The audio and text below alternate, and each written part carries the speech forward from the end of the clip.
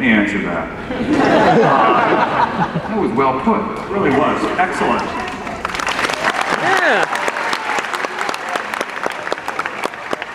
Even I want to know the answer to this one. If I had it to do over, which I think was your question, I would have just started earlier. We would have started the series 10 years earlier. And then I could have done it for another 20 years, and you and I would both be happy.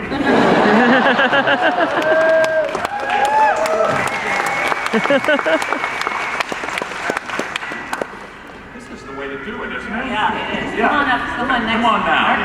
Come on, all the way up. Yeah. Aren't these mics better? Much better. Yeah. Yeah. Okay, this is the way. Well, maybe it's not such a good idea.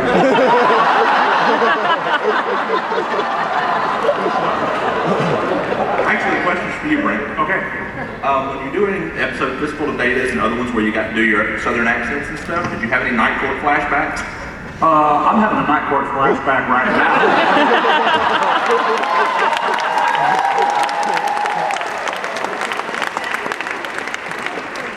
And by the way, how's Mrs. Mall?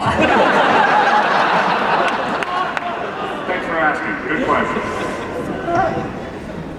You're very funny. You are not without the folks, I'm not. You're a genuinely funny person. Quick. Come on up, come on Come up. on. Again, all of you, come on.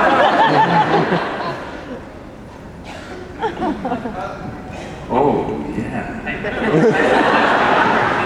These are the three cast members I feel tightest to.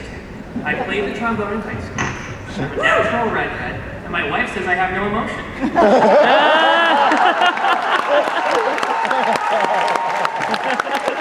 Someone else is good material. Yeah, I do have a question though. In light of Battlestar Galactica and Firefly, we're seeing the darker version of the future, whereas Star Trek has always been on Roddenberry's dream of how great the future can be. And I was curious what the panel thought about this new trend in science fiction. Is it good? Should we keep seeing a darker future, or would you like to see us go to more of the cleaner, neater, everything is polished Star Trek future? Or can Star Trek go darker? But science fiction has always had both. It's had both dark and, positive. I don't think there's some new trend. It might be that just because the Star Trek, all of the different permutations of Star Trek are now off the air, and now these other ones are here. But they've always had darkness. Well, also, by the way, Dune, there were a lot of dark, when we did the show, people always say that about Star Trek is it was this bright light vision of the future where we're blowing people out of space. We're always at war with someone. There's always turmoil. I don't get it. We liked each other, but we worked together, we liked each other as well. I don't understand that whole concept. Yeah. A more corrupt future. Firefly is very corrupt. Firefly's corrupt. Battlestar is corrupt, is it? There's a lot of very morally like the politics of the Well, I really think that existed in Star Trek too.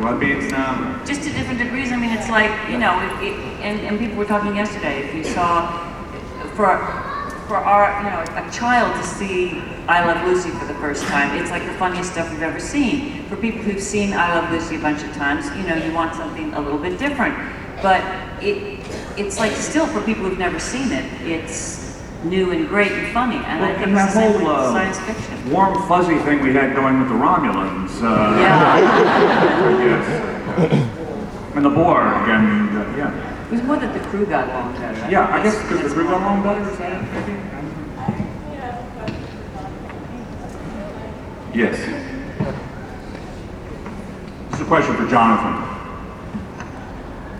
Jonathon Frakes. So I love the librarian movies because time traveling ninjas are always cool. In the panel yesterday, there was a mention about a third movie, maybe. Are you maybe doing another one? Yes.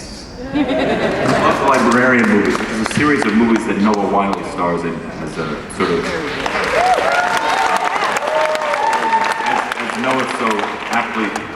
refers to it, he plays Indiana Jones like Don Knotts. That's his approach. And Bob Newhart's in it, and Olympia Dukakis, and Jane Curtin, and there will be a third one, and we're shooting it in Louisiana, and we start in April.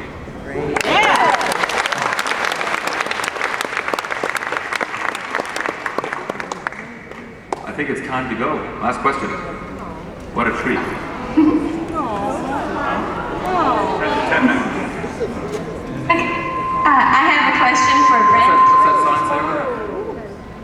10 minutes. 9, actually. You have that sign? 9 minutes? Okay. You have a question? Yes.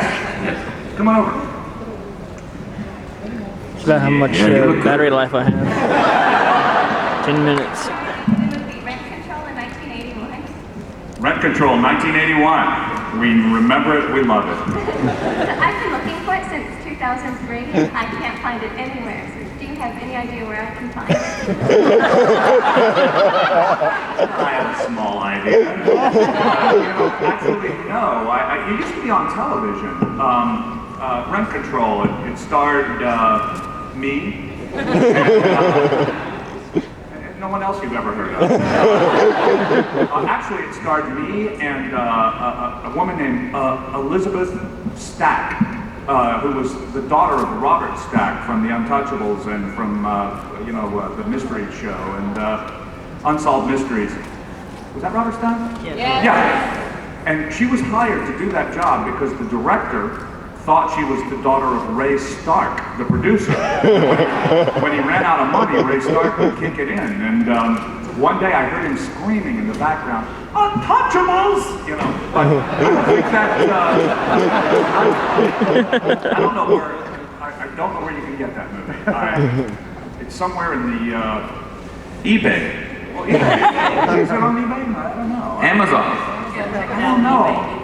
I don't think it was ever, Dealer's room.